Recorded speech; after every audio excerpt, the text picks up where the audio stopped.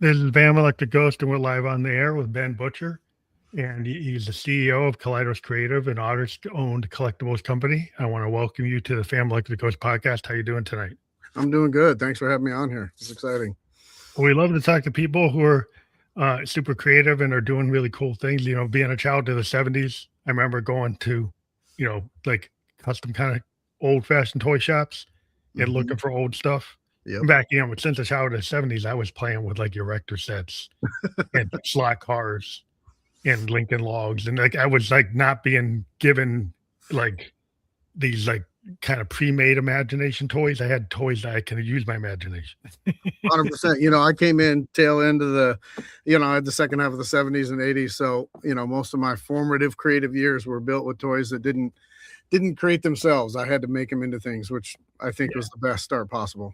Yeah, I love going and finding the old toys from the 70s. Yep, I'm doing the same thing. Like you drive it. I'm like, oh, can I find a you drive it? Can I find a like some like classic like slot car set that you can't find anymore? Yep. I just like the old toys where maybe you could get like you don't want to get electrocuted, but like they weren't so like they thought that we were smart enough not to do that. Right, exactly. Do you remember the smell of those racetracks, those slot cars? When you kind of burn that engine, like that's one of those nostalgic smells as a kid. Yeah, it's definitely cool. I mean, I don't know. It's like I do. I hope that like what you're doing is like actually you work with a collective of like people like they're actually human made art. Yes. Which is like there's so much stuff that's like franchise. Right. Everybody's like, oh, we gotta make it off the latest cartoon movie, whatever. And it takes away from like a kid actually having like, what if you just create some new thing that has nothing to do with some intellectual property? It's like your own idea. Yeah, no, I mean, that's really the motivation around starting this company, right? I spent most of my career working with other franchises, like you mentioned, and licenses, and you learn a lot of great things. But yeah, there's something about creating new stories, new characters, and just it feels like it's a good time. I think people have kind of those old license of franchises have been been out there a long time. I think there's an opportunity. It's not an easy road, but there is definitely an opportunity to inject some newness. Yeah, I think people are getting like a little tired of like these people retreading the same thing over and over. Yes, they want to see new ideas. It's like, where are the new ideas? Like 100%. I find them like in the independent world. There's a lot of new ideas. Yes, and in the big corporate world, they like to reuse things because they don't like have any kind of sense of imagination. I think it seems a bunch of accountants and actuaries like, oh, we got to do what works. Yeah, it's funny, you get to that size and you lack the confidence to take chances, and when you're independent, when you really don't have the luxury of making mistakes, you're just, I don't know, there's a freedom to trying new things, and also that drive of just creating something new. It just seems, yeah, I agree with you, the independent toy world is where all the ideas are, and I mean, any creative genre of independence, I think, is where you see the newness. Yeah, I mean, I guess like like a musician, you might start off being a cover band because that's how you get in the bar, right? Yeah, yeah. Listen to your original song, and then you sneak a couple of original songs in, and then you start sneaking more in, and then eventually, like the whole set's all new stuff. But like you have to kind of creep it in. It's like that's how kind of it work. Does it work? Like you had to learn, like put your 10,000, 100,000 hours in to kind of know what the world is that you're in, and then figure out like, okay, how can I do something that's not boring? Yeah, or just something that I haven't done before, like you go down those roads, like you said, whether you're playing, cover songs, you're like learning from all these situations, and then you learn from people who have already gone through it, and then you're like, okay, and you're just going to dive in the deep end. And the funny thing is, everything you learned helps you start it. Well, once you're in it, it's like all new learning again, which is really cool, So, but yeah, you're right. It's like you have to kind of earn these stripes to get this chance, and take everything that you've worked on to get to this point, for sure. Yeah, it's like that muscle memory. Like if you're a musician and people are like, well, how come you don't have to look at the instrument? Well, you know how many hours I played before you sat to see me? You don't realize how much work was put in before you see it. So anything you create, there's all that work that was put in. Right. There's all that like artistry And I really like the artistry, like artisans. If you go back, 100 years, everything was like, you look at these really old toys, 100 years, 200 years ago. Mm-hmm. The stuff is like almost like dolls, Yeah. right? Look at real dolls, like they used to, what the kids used to get. Yeah. You know, yeah, craftsmanship in those is incredible. it's like unbelievable the level, like a detail in that stuff. It's like, and it's like it seems to get lost when you're like, you mass produce something, you know how it happens. Like the diner versus the franchise. Yeah. If I have time, I'm going to the diner. Exactly. Yeah, and that's the interesting thing is like, when you start something and you want to start with the diner, like how do you maintain the diner? And you want to make a few more diners, but you don't want to get to the point where it's a franchise. So it's like finding that balance is what we're trying to figure out now. But yeah, it's the essence of, oh man, this is a one of a kind place, or this is a one of a kind idea. How do you go in and enjoy that? Yeah, I think there's like my daughter's 25, and a lot of the kids her age long for like the stuff from the 70s and the 60s. Like they're going back and they're like, yeah, I know what's going on today, but I like a lot of this older stuff. They're looking for the older stuff. They're looking for older cartoons, older real books. They're not like 60,000 word books, Yeah. real movies that may be a little slow. Yep. But they're interesting because they don't just like reveal the world in 15 minutes. Like you actually have to like pay attention. Yeah. No, I mean, you're absolutely right. And they're going back to that for a reason. I think people are seeing how limited having access to everything and having it all be readily available, how limiting that can be in a weird way. It sounds strange to say it that way, but I think, you can't beat holding a book, smelling a book, and going through the experience of reading it and finishing it and setting it down. Like it's hard to replicate that in digital. And I think goes for any creative outlet. Yeah, because I mean, I'm a big time comic book collector. I'm a child of the 70s again. I was a big Marvel kid, big DC kid, but then I got into independence. Yep. But I also was big into like, EC comics and going and finding like the older companies that went out of print. And I was like going looking like I was a crazy collector. I was going to these comic shops and finding the old stuff from the golden age and the silver age. And it was about actually having the physical. Yep. So I see all these people into the digital. It's like if you're a comic book collector or a baseball card collector, you're into the physical aspect of it. Yep. It's just, that's like, there's nothing like finding one of those silver age books and like, I got Fantastic Four number 20. You're like, that's the real deal. Yeah, it hits all the sensors, right? Like it like there's something digital. You don't get like the look of it printed on the paper. Like there's something about those, especially the old comic books. Like when you pick one up, it's such a different experience than if you see the kind of cleaned up digital. It's just not the same. Old ads in it, the letter page, you're reading like what people are writing to Stan Lee and Jack Kirby, and whether saying, hey, Stan, this stuff is top. Yeah. like just the language, like the letters and just the feel, the smell of the books. It's like you go to an old bookstore, even like old books, like I said, I love going looking at old train sets. Oh yeah. And like the really old classic toys. Like, I had original like steel Tonkas, Tonkas, and I remember being a kid with those. I was like, they were like so cool. And then like all the kids today, all they got is the plastic ones. Yeah, and those steel ones are still around. Like they're indestructible. Like you couldn't break those things. I remember those too. And the paint would be all chipped off, but it didn't matter, man. That thing was solid. It was so cool. Yes, totally. So what type of like ideas do you guys get in your world? Give me an example of like what these new artists like created toys could be. Yeah, like when we got together, I pulled people from the industry that I'd worked with. And I think, what we were trying to do is basically tell stories, create characters and tell stories that come from a personal place, but that are relatable across the board, which is, the foundation of kind of storytelling, throughout time. And so I think what we were trying to do is, we started with the blind box format because it allowed us to it's like different chapters in a story, right? So each figure gives you a chance to tell this story. So when we got together, we started talking about what do we want to do? How do we want to, put this together so that we enjoy it? And everyone kind of went off and just doodled, and we got back together, and just this explosion of creativity, like probably close to 200 ideas, just put them up on a wall. We're all reacting and just getting back to that experience of people in a room feeding off each other's energy, feeding off ideas, and then kind of narrow it down to the ones that we think are really good, and also being very aware that what we don't want to do is have everything look the same. Like we want people, each artist, to put themselves in it. So,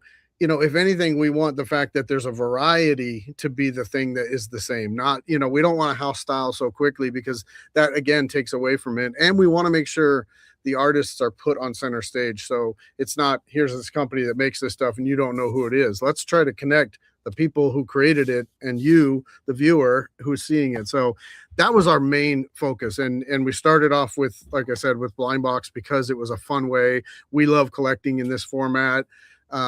Seeing companies like Pop Mart and some of these other ones start to bring new ideas, new concepts to it. It felt like this was kind of the category that we could also do that and kind of avoid going down the licensed route, and at least, put our ideas forward.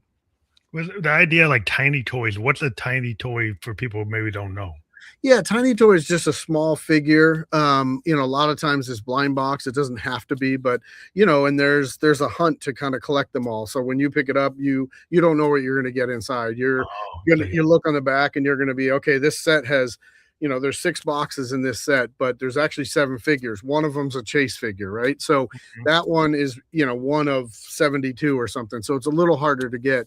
And then for us, like that blind box experience, it also comes, so your figure will be in a bag, you can't see what it is, and then it usually comes with an art card.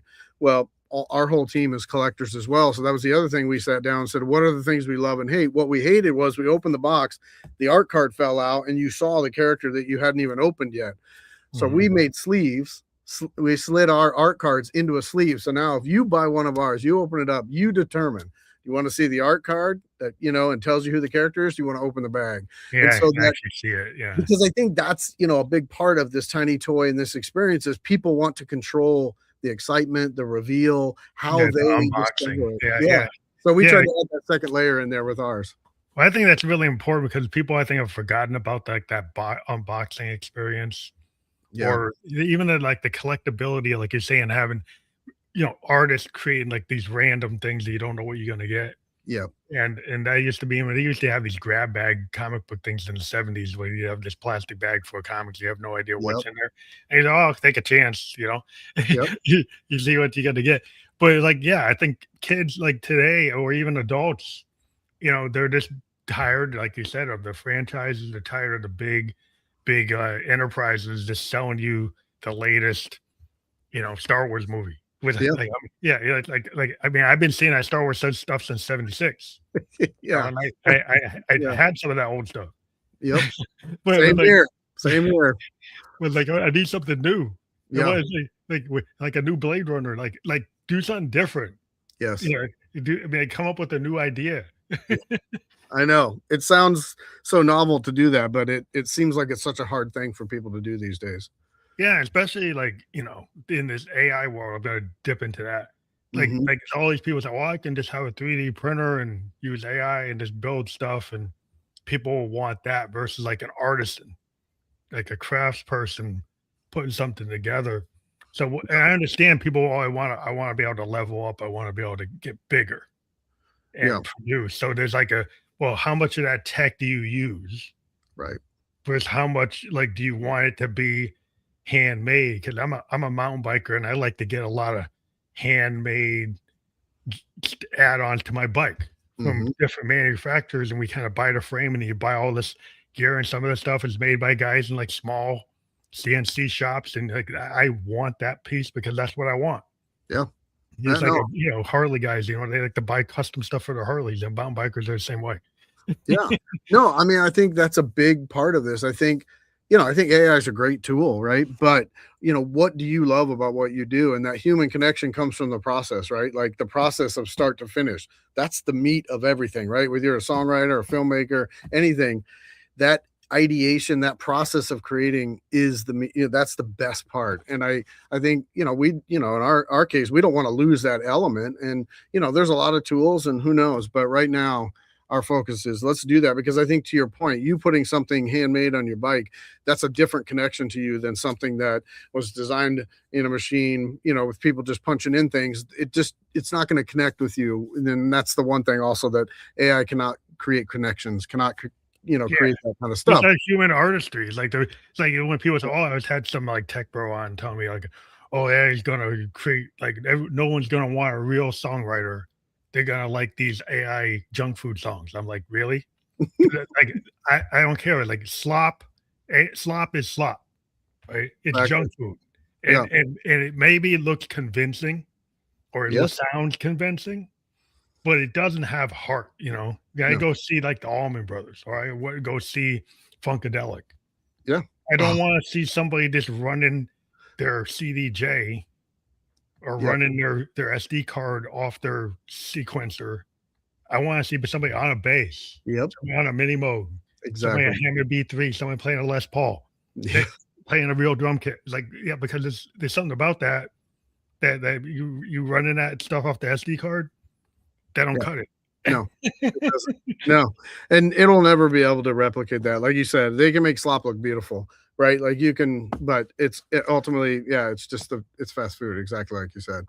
Yeah, it's like again, go back to the diner. Like I live in New Hampshire, and we have a lot of diners, and we don't have as many franchises around here because we have a lot of local places. Yep. Everybody's like dig the local place more. Yeah, 100%. So the franchises come and die, while the people go to the local place instead because like they always get like rolled out because like we don't want that. Yeah, we like what this guy makes. Right. We've known him for 20 years, and we like what he does. Yep. 100%. I hear that. Yeah, there's something so beautiful about but like just those one-off restaurants where you treat you like you actually belong there. Everything is made with love, and it's just because it's not just like you said, like any of this stuff is not just an acquisition thing. Whether I want to get this song, or I want to get this toy, or I want to have this meal, it's an experience thing, right? Like that's what I think gets lost on people. It's like, we can make the acquisition of things, whatever it is, we can speed that up, but all you're doing is replacing that experience that really that's what you're going to remember from it, right? And so no matter what it is, that's what that's the best part. Well, it's like the tactile thing. Like you got so many people living in digital. You got so many kids. Like everything is like it's all video game. I grew up with the 2600 showing up. Yeah. And I was in on that, but at the same time, I had my erector sets. I still have my slot cars. I still had my Legos, my Technique sets, and I was like, I was like, like 2600 is cool, but building this Technique Lego set or my erector set was more cool. Yeah. Well, and even with like Legos, like, we would get, when you and I were kids, like we'd get the set and you'd make the thing one time, like what it was. Yeah. But the best part was you added it to your bin or your bag of Legos, and the things you made after that out of your own mind. That was my own thing. Like I was going to make my own Batmobile. Yeah, exactly. I'm going to make my own like Space 1999 thing. Yeah, and I'm watching Space 1999. We're going to build one of those landers. Yeah. Yeah. Like, I just kind of come up with my as a kid, like that was what's cool. Is like whatever I saw on the cartoons on Saturday morning. It's like, well, I can build that buggy. Yeah, I'll build that like whatever that whatever that cartoon show was doing. I'm gonna like HR Puff and stuff. I'm gonna build something that they're doing. I'm gonna like you just get you kids really get these ideas. Stream of consciousness is like, oh yeah, I can just go build that on my Rector set. I'm gonna go do that. And that's how we would pull things together. We just, we just in the mind, in the head. Yep. That's what builds that. That's what builds that ability, right? Every time you do that, I feel like you just kind of level up, I agree. I mean, I remember I made the truck from BJ and the Bear, one of my favorite shows as a kid. But no one was making product, but I made a Lego one, and I thought in my mind it was perfectly accurate. I have no idea how bad it was, but I remember I had to make one, Yeah, I made a Mach 5 because I watched the Speed Racer or Mach Go Go. Like I like the Japanese stuff, so I actually went and found the Mach Go Go, which is Speed Racer. But cool. Because I'm a comic book fan, so I was like, well, where does that really come from? Right. Well, it comes from the anime. And what's it called? Mach Go Go. It's like, well, I'm going to trace it down. I'm going to go find it. Yeah. But but I would kind of like that. But yeah, I think it just like you want people to get really pulled in. Yeah. I think so much stuff today is so throwaway. It's like everything's 15-second experience, then you throw it away. Yep. Right? It's like you want something, somebody's gonna keep it, or somebody's gonna get pulled into it and get into the collectible thing, like the comic book kid who's looking for all these rare comic books and he gets pulled into the experience. He's always gonna show up looking for that next thing, looking for the next thing that he thinks he's going to build to his collectible collection. Yeah, it's that hunt, right? It's the hunt. The more work you have to do to find something that you really, treasure, the longer you're going to hold on to it. If it's instantaneous and you don't make that connection, it's, you're going to lose interest, and then it's just going to be a throwaway thing. So I think, that idea of going out, finding the little comic book store or finding the thrift store that's got a box of comics that someone got rid of, you go through there and you find that gem that you either knew about or didn't. That's the kind of, I think that's the same way with, when independent people are creating things. Like, how do you create something that people feel like, that was they've been looking for and they found it? Like, how do you do that? And I think, that's kind of what we're trying to do, is create that same feeling that, I know you get when you find a comic that you're just like, oh man. Yeah, well, it's an emotional connection, because I'm a Jack Kirby fan. Like, I'm looking for anything Kirby, even if it's not Marvel. Like, if it's the stuff he was doing for Atlas, the stuff he's doing for DC, stuff he did for Fawcett, like, I'm looking for anything he did. Yep. Whether it's a romance book or a war book or a cowboy book. It's like, if I can find any of it, I'm going to try to trace it down, because I'm just getting into the historical presence. So it's like, if somebody finds like a toy manufacturer and it's like, well, what's their first run or something? Yep. Right. Like, what else did they do? Like, where these guys come from? Where these guys go to? Right. And so people start tracing like your history, and it's like, hey, I want to find everything that this guy was doing, or these people were doing.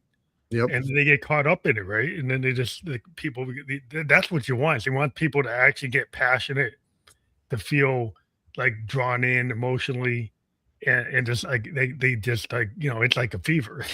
It's a good one. Totally. Yeah, it's like the best kind of rabbit hole, right? Like, you fall in love with something, you're like, who made this? And you look them up, and then you're like, wait, what else did they do? And you start realizing you're gonna like a lot of these other things because there's something in there that they, want to do. So yeah. Yeah, I just think it's fun. I mean, again, being a child of the '70s, we always kind of like long for those days. But there's something about the authenticity and the vulnerability of, like, not everything got to be perfect. Right. And the thing is, like, when you have stuff that's handmade, it's not going to be exactly perfect. That's the whole thing. Being an artist, like, musicians, like, a lot of us are into like the happy accident. Yes. Vulnerability. Yes. Like, authenticity. And you find those things when things aren't like mass produced or overly produced. Overly produced, yeah. Because you can, in small batches, you can still create some of that, even when you're producing something that more people you want to experience. But yeah, it's when you start losing and forgetting about those elements that you mentioned, that authenticity, that vulnerability, like all those little elements, that imperfections, like if you forget about that, that's when it becomes just, mass produced to a point where it's not enjoyable. Yeah, because you get to the point where suddenly the recipe doesn't taste like the recipe. Doesn't feel like the recipe, doesn't look like the recipe. It's like, why are you're just going there because they're going there? Yeah. Exactly. It's kind of like, it's like you're just on like an automatic pilot. Yep. And I'll go get that because, like, I'm comfortable with that, or I know that. And you got to get people. It's like, well, maybe I should go to the things I don't know, or the things I haven't tasted, or things I haven't looked at, or things, to get people more adventurous. Because I was a kid, I was always listening to college radio. When I went to college, I actually like did college radio. And cool. I was into like all the indie bands, like all the pre-grunge band, all the like, stuff that was going on. Camper Van Beethoven, REM. They were on IRS before they got big. Following all those guys, man. I like Big Star. I like the Velvet Underground. I was always going for the underdog. Yeah. I want the guy that's not in the top 10. The guy's the bottom 500. That's what I want to listen to. 100%. Yeah, it's the good stuff. Yeah, that's where all the cool stuff happens. Yeah, that's where people are taking chances, right? And eventually they're going to influence all the other things that become mainstream and all that, just because they're the ones doing all the work to create the newness. So what are some of the weirdest or strangest ideas that you've seen actually become product? Like just within my company or just in general? Well, maybe your company, or maybe in general that maybe inspired you. Like, you can kind of start from wherever you want to start. Yeah, I think like, I think with our team, like, we threw so many ideas out and you never know what's going to work, right? You never know if something's going to connect. So even some of the strangest ideas, we have one that essentially I thought was a throwaway idea. And it was just a cat scan. I just played off the name cat scan and just did a cat that was transparent. And you could see what he's eating, right? It's a silly idea. And sometimes those silly ideas actually connect with people in different ways, and I think there's a lot of ideas in our lines that started from like there'd be ideas that we've like really worked on and you'll be like, okay, that didn't quite connect. And then there'll be simple ideas that you kind of think is a funny thing or a play off something, and then people really connect with it. So I think that's we've had some other really interesting ones. I mean, we have one called Tiny Shiny Heinies, right? And it's little animals with shiny butts, and it was inspired by the idea that all these statues around the world that people rub for good luck. Well, in this case, these little critters, you rub their butt for good luck, and again, it's a silly idea, but you really find how that connects with people. So I think being kind of a smaller team and not being tied to a larger company, we could take risks with some of these things and go out. And I think people appreciate that, right? On just these different ideas. So I feel like you could go through a bunch of our lines and just see things that you're like, wow, okay, I wouldn't have thought of that, but it's a really funny idea. So. Well, I think risk taking is the big thing. I mean, I remember there's a statement from Bowie, because I'm really into David Bowie, but he used to say like he didn't feel like he was being an artist unless he took risks. Yeah. Like he felt like he had, that's why he's kind of shifting all the time. Yeah.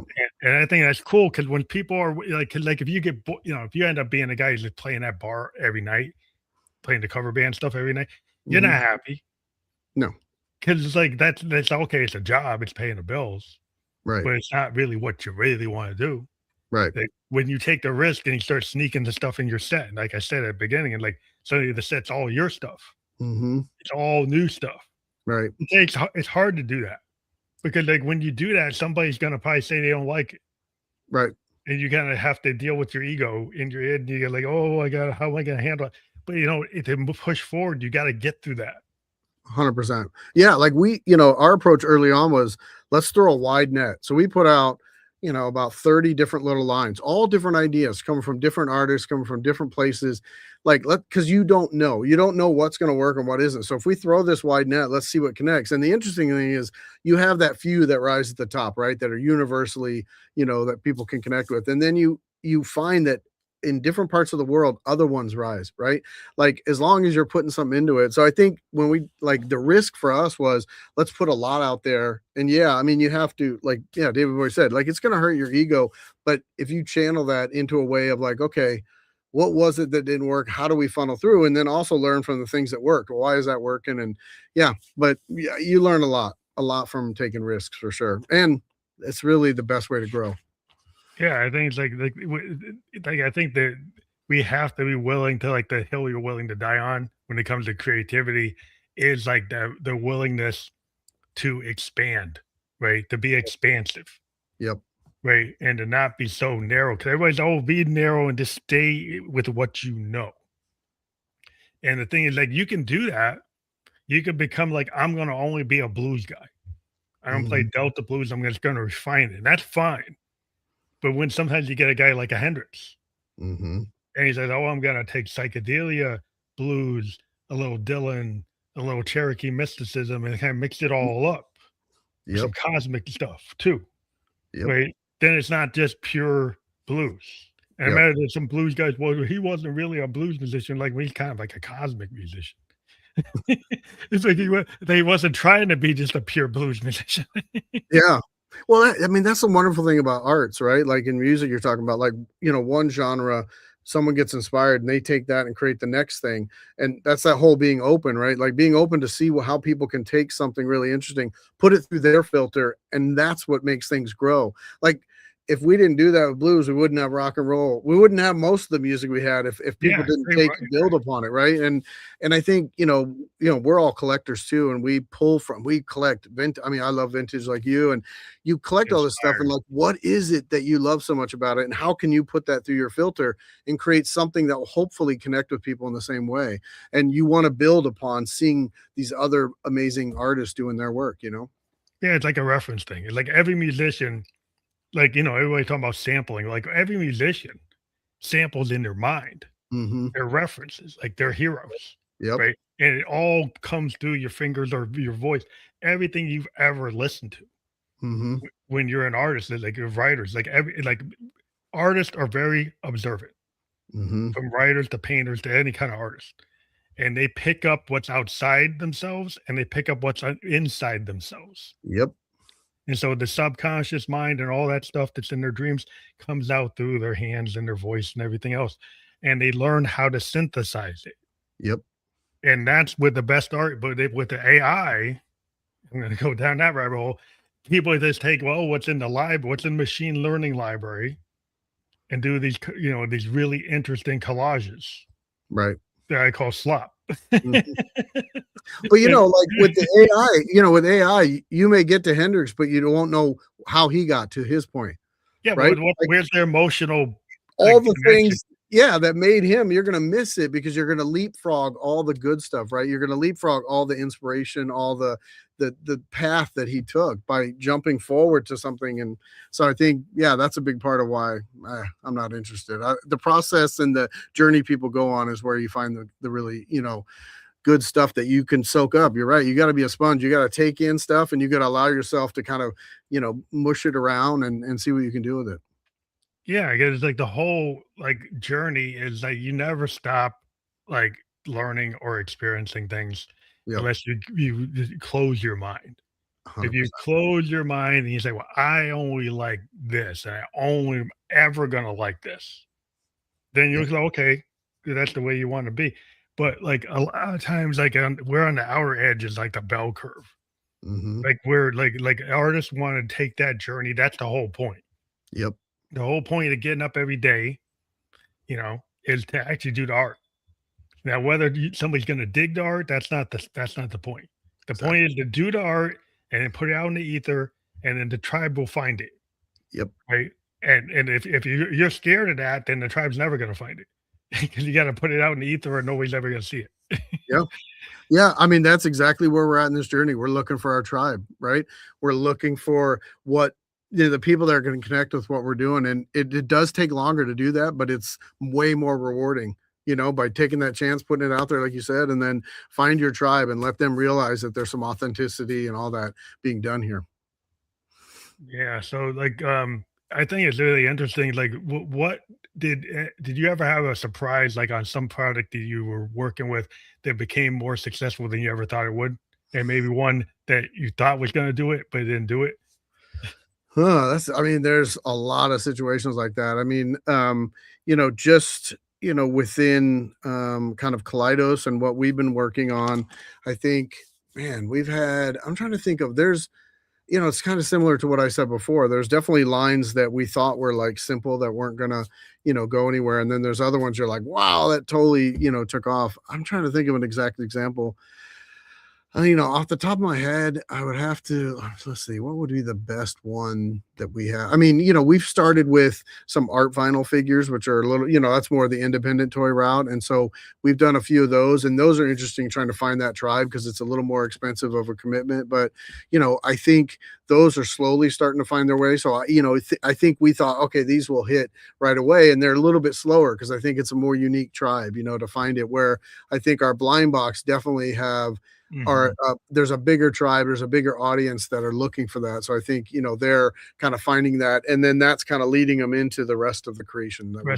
So you have like an introduction like that, that brings people in, and then they get hooked, and they say, "Oh, what is here?" So then they get drawn in. Yeah, for sure. Yeah, that's the thing. You got to hook people. Like, I'm always talking to writers, like, how do you keep somebody in the book? Like, you got to keep them in the book. Like, if you're a musician, you got to keep in like first, like 5 seconds, 15 seconds of a song. You got to get them to not skip it. Yep. But then today is like the attention spans is a problem because like in the 70s, I would sit in the basement and have my vinyl, listen to Pink Floyd all the way through with my buddies. Today on the playlist, you don't even listen to an album. You're listening to multiple records, from other multiple people. right? And sometimes you're not even getting the full picture of that artist Right. because you're just skipping around. And the singles aren't always the best representation of the artist. So Mhm. like with you like the blind box idea, that's cool because you're gonna get this kind of thing, not what like, everybody thinks you want. Right. You give people like this randomized like, so maybe you'll like this. Why Yeah. don't you try it? I always felt like the B-sides of those singles, Yeah, like, that's usually the song that the band puts in there that's not gonna be the one that hits the label, and the same with us, like, we'll have a bunch of figures that everyone can get, but that rare figure, when you find that one, you're like, "Oh my god, like, that's the this one. is really cool," right? Like, that's the meat of it, and we're able to put even a little more stuff into those rare figures, so, like, yeah, I would say, like, this exact perfect kind of way of looking at it. You have your singles and you have your B-sides and, like, Yeah, what the deeper what tracks. tells you, yeah, what the deep tracks, exactly. Yeah, so deep tracks that really tell you who the artist is, Yep, right? Because that's the one where they're not trying to get the A&R guy to dig it. yep, They're yep, actually doing what they wanna do. yep. I mean, that's kind of like what we're able to do so far, only being 2.5 years old. Like, we're not having to answer to too many people yet because we're just putting things out there. But there will come a time where we're gonna have to make those choices and, like, how do we keep those deep tracks coming, right? You don't Yeah, want to get rid yeah, of how those. do you do that? As they get bigger, that's always the rub. Yes, The 100%. the rub is, like, how much, automation, how much, like, having, like, the bean counters make the decision. Yep, So you look at, like, American muscle cars, yep. you got all these cars like, "Oh, look at all this, like, workmanship and all the quality." Then you get to the late '70s, like, "What happened to my Mustang? What Yep, happened? Why does it look like that?" yep. Just different decisions, right? Like, the decisions start changing, and I think that's what you always have to be aware of from an art point of view. Yeah, Yep, he's like, "Did they take the guy's taste?" Like, "Well, we think that's the taste. Really? You just didn't wanna spend the money." that's it. Exactly. Or take the time, right? And take a chance, like we were talking about at the beginning. It's like, it's a lot easier to not do that, to go with what's already worked. Yeah, that's the big trap, like, what I see is the clone copy trap, like, Yep, copy paste. yep. We got a whole like, everybody wants to make the cat video and use the same song Yeah. because this guy used that song. So maybe I can get 1,000,000 views if I do the same thing, right? Mhm. So how many generations of the same stuff Yep. are we seeing? Like, I was watching my daughter's TikTok and I'm like, noticing it's like the same sound effect on multiple reels, Yep. the same music on multiple reels. Like, Mhm. you guys don't listen to anything else.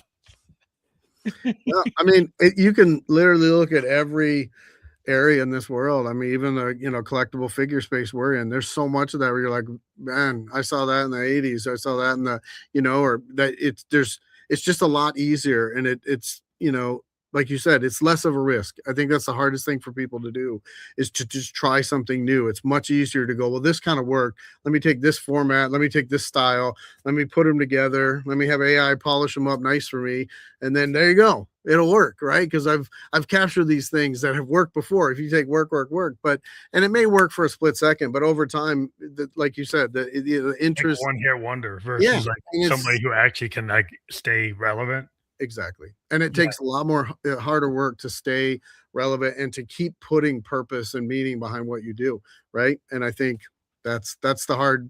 That's where people are deciding right now. We can well, call it the AI, but it's like purpose or not. Which well, way the do you thing want is, to like, go? do you really want somebody who's a craftsman that, with the arguments, like, my daughter's a graphic artist, so she's like and everybody was telling her, "Oh, AI is gonna take your job," right? She's 25 years old. She has tons of work because what people want is something that's actually unique for their brand. Yep.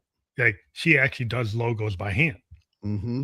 And the companies that go with her found out that when they do the slop one, that everybody's got the same thing, Yeah. right? But she's actually guaranteeing that because she has that human touch, that no way it's highly not unlikely it's going to match anybody else, and Exactly. it's going to give you that uniqueness that you actually need. And then they actually realize and like it's not all out of hype to say you did everything with AI. It's a Yeah. lot of hype, but It's all hype. when it comes down to it, don't you want that customized like look for your company that stands out that pulls the heart. And the only way you're gonna pull the heart is with a real artist that has a heart. Exactly. Yeah, and I guarantee your daughter's like doing the work, looking into the company, like figuring out what are like shapes and symbols and all these things that go into her head to help design something that feels like you said it has more heart to it. So I think you're right. You got to have a heart to connect with the heart for sure. Yeah. So it's like what are your goals like short term, long term for what you're trying to do with your company? Are you just within like because you're in the ether, do you find that you get a lot of international customers or is it all like the US? No, so we've grown internationally. I mean, over the last year or so, there's a bunch of reasons why it made sense to try to, spread out and get and grow your business in other countries just with all the different challenges. But I think also our short-term and long-term goals are very similar. We want to get our stuff in the world. We want people to connect with it. We want people to see and appreciate all the work we're putting into it. And then we want it to grow that way. We want to build upon it for the right reasons. And we've set a ceiling. Like we're not trying to, we learned a lot from the companies we work for. We don't want to go public. We don't want to get so big that we're making decisions for different reasons. So, we want to get to a certain place and we want to be able to just, comfortably continue to create. We want to, I think long term, we'd love to be able to grow this and bring more artists in, work with outside artists, and keep that channel open for, people who want to enjoy the creative process and put something new out there and be able to help other people take risks. Like we're talking about that earlier. I think like if we can get in a position where we're a little more stable with what we're doing, then we can help others take risks. Oh yeah. And that is the most enjoyable part. I mean, just the risk taking that our team does is so fun to watch and to be able to then be a tool that other people can use. So those are our goals, like we don't put it in financial terms or anything. We know why we did this and we want to drive our goals to that same purpose. Yeah, yeah, the private equity guys, I don't want them coming in and like wrecking the stupid Yeah, yeah, that's like the trend. You're like, oh, let's do that. But I think the cool thing, like what I find is like this entrepreneurial spirit, but also kind of like the collective. Yes. Like I always looking back, like Warhol and the Velvets, Zappa and the others with all the happenings that were going on. Yep. You get like Parliament Funkadelic and the kind of happenings going on there. Yep. Sun Ra with all the like happenings, and he was hanging out with artists and filmmakers and poets. It's kind of that idea, like you're in this artist community. You got multiple disciplines. Yep. People bouncing things off of each other. Yep. And everybody's passionate because they're into it. Yep. And they're not just doing it for the paycheck. They're doing it because they're passionate. It's like, when you're a startup, I'm a techie, I'm in tech. And I, working for the big corporations, I got bored. Yeah. They would tell me they wanted to do the innovation, and then they would have a bunch of accountants tell me what I can't do.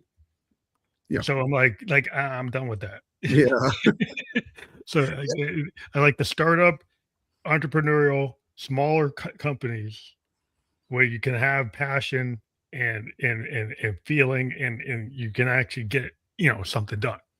100%. Yeah. I mean, look, that's where you talked about it earlier. Like that's where you can take risks with plan out your risks and do things. And yeah, I mean, find those, find that community, because we always talk about keeping kind of a balance of like 1 foot in the art world, 1 foot in the collector world, right? And making sure we don't over lean one way or the other, because it's important that from an artist point of view, we're respecting that process and what we all love to do. And then from the collectors, like we want to connect with those people too. And it's just finding that balance, because when you find that community and it comes from all different genres and different, like it's just amazing, like the way that it all connects. So do you guys go to like conventions, or like is there a certain like circuit, like the comic book circuit is like all these conventions? Yeah. To go around. I like the smaller ones, not the super big ones. So that's what we're finding. So the smaller ones, the little designer toy conventions, even for us, like we had just by happen chance, we have a lot of cat people. So a lot of our characters came out as cats. And so we even do little cat conventions and just connect with that community, right? Because what you're saying is the community doesn't have to be specifically what you do, but it can be, oh, it's a It can bigger seg into community. another community. It can seg Yeah, into like a different art community or a different type of collector community maybe you wouldn't think would be into it. yeah. And I think, for us to find that tribe, I think, we're staying away from the big San Diego Comic Cons and all these big Yeah, ones yeah, where the big ones you are could go, and there may be a time where that makes sense, but right now I think we're finding more enjoyment going to the local fair or going to a small yeah, convention. And just one, you can connect with people better. They can connect with what you're doing. And so, yeah, so we're hitting the design toy circuit, kind of the, pop culture circuit, but then yeah. the oddball ones, just to find that community. Yeah, it's cool to be with the oddballs because that's kind of where the cool stuff is happening. Like again, it's like 100%. in the underground, Yep. in the independent kind of college radio kind of mindset. Yeah. 100%. Yeah. That's where the people are longing for. Like I'm tired of all these franchise things. Like Yes. I'm tired of all this corporate stuff. I Mhm. kind of railing against it because like I want something that I can identify with, and I can't identify with this corporate thing. I Right. want to identify with an artist that actually has a cool idea. Maybe it's a weird idea. Mhm. It's okay that you like weird stuff. Like you don't have to have uniformity in how you like things. Like some folks might like that, but like people just want to be able to get into what they're into. Yeah. You wanna find the people where weird is their normal. Yeah. Like, we don't I don't wanna be normal. Like, I wanna be weird. That's my normal, and that's what, Yeah. all of us, we feel like, and it's weird in, like, the best way possible. It's like the biggest compliment to be like, "Yeah, we're looking at things differently. We're thinking about things differently. We're observing things differently," and we wanna find the people that appreciate those things as well. Yeah. Yeah. Because art is kind of like it's like a hot, whatever you perceive is like your mind. You could get pulled into the box. But the outside the box is kinda where it's at, Yeah. and a lot of people, they might have been kinda trained to be in a box, and eventually they break out of the box, and then they get drawn to this stuff like, "Oh, what have I been missing? Mhm. I've been missing Kaleidos Creative," Yeah. Because I was, like, thinking I always should get the approved thing, Yeah. and the approved thing is not cutting it anymore. Yeah. No, the box is so comfortable. The box looks so enticing, but you're not gonna ever be nervous in the box, and if you're not nervous, then you're not really living. You're not really Mhm. trying things, you're not really taking risks. So I think being outside that box where, you're just worried about stuff, but you're also living, you're really believing, and you're trying things, and yeah, I mean, you can look in that box and see how cozy and comfortable it is, but yeah, you don't wanna end up just getting sucked into that box. Well, I mean, it's like there's a nature to be safe. People don't want to be suffering from like anomie, like I go into my sociology. It's like, oh, I want to be on the outs, Yeah. right? But like, you know, back in old, even like Hendrix, like, I'm gonna let my freak fly high. You know, Exactly. and it's like he's a big musician, but he's like, I'm not like everybody else, and I Yeah. know it. Exactly. He's like, I'm not trying to be like anybody else. Right. And there's nothing wrong with trying to actually push it like a little bit, like the cool thing I like about the 70s and the late 60s. And Zappa said it. It's like, you know what? We used to have these guys that are managers with the big cigars. He said, Frank, I don't really understand it, but maybe the kids will like it, so we'll give it a try. Right. But now we got these managers, like Frank said, like now we got these guys think they know. And as I was the end, like Frank was going on this like interview, it's like with these guys that think they know, like the guy with the cigar, I'd rather have the guy with the cigar Yeah. that said he didn't know, but he'll give it a shot because I don't know what the kids really like, so let's try it, Yeah. right? Yeah, but that's what we need. We don't need the guys saying they know. No, there's far too many people that say they know, and they're creating the same cycle of sameness, and I think the ones who don't know are the ones taking risks, and that's why you don't see it at the big level that much anymore. Yeah, because we need to let the like creativity like unleashed 100%. because That's when the good stuff comes out, right? When you yeah, just take away the parameters and just and put artists in a position where they can feel comfortable, that's when the best stuff's gonna come out. that's awesome. So have you got anything? Like I know you're obsessed with tiny toys. That's the name of our episode. Uh-huh. Are there other things that you're going to be looking at like in the future? Yeah, I think, in an ideal world, we'd be able to take these tiny toys that we've started with and that are built around these worlds we've created. And, we're starting to dabble with animation. Again, we want animators making it. So we have a small studio that's actually, Mhm. doing animation. So again, it's going to take a while to get there, but how can we bring these stories to life so even more people can connect with them at a deeper level and we can increase that authenticity? So I think we'd love to figure that out.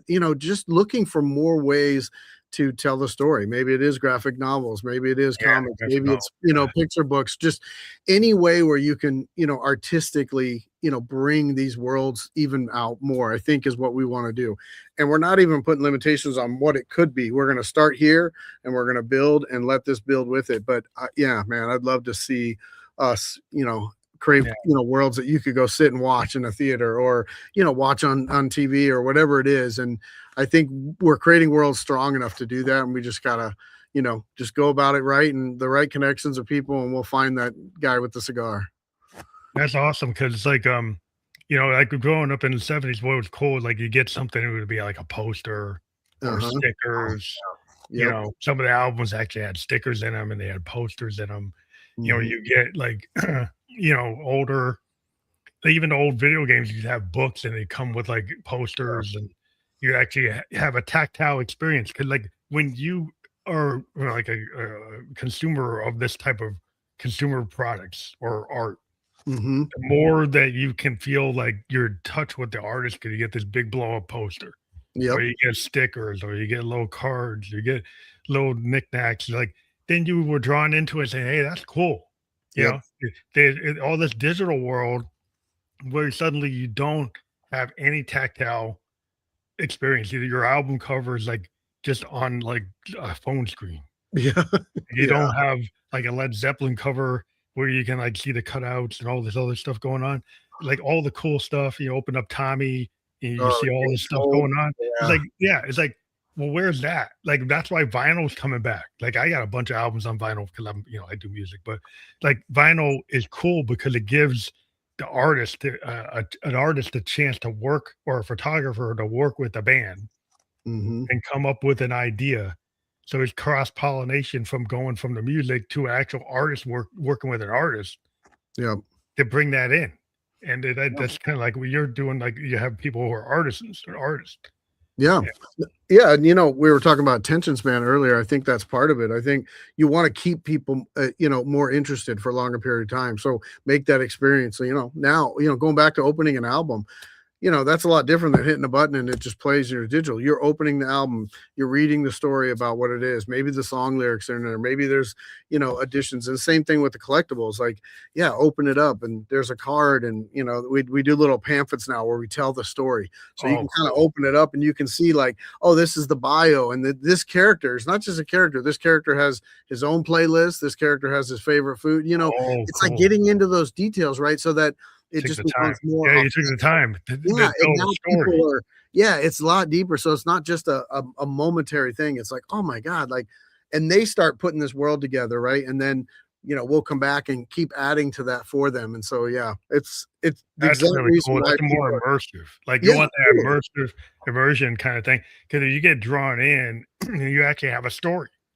Yep, Right? Like you're saying, and that's really cool because that's kinda like the old days, you know? 100%, yep, They used to, even on Saturday morning, you had, like, cereal cartoons, and they had these stories like Freakies, yeah, I would kinda date myself with, like, Freakies, but they had this whole animated story about these characters on the box. yep, And being a kid in the '70s, like, I got drawn in.